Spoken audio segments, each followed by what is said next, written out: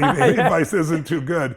I think anybody who advises you to give up is that's probably the worst advice of all, because anything that you persist in long enough, you can find the answer to, I believe. Yeah, and based on that, also the first piece of advice you get on your health is not always the right piece of advice. I'm glad you mentioned this. Yeah. The Mayo Clinic did a study in 2017. They took 286 patients with various diagnoses, and they took the first diagnosis and then they had a second doctor do a diagnosis. Only 12% of the time did they match. That means 88% of the time, the first diagnosis and the second were different.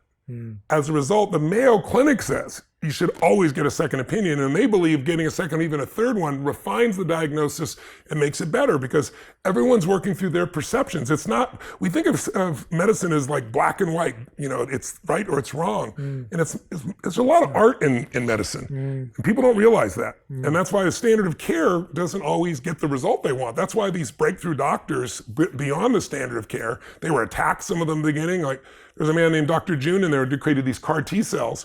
And I think it's Nature just did a publication 10 years later. They're still, in cancer, they never call it a cure. They're actually calling it a cure for the first time for liquid, like leukemia and things like liquid cancers.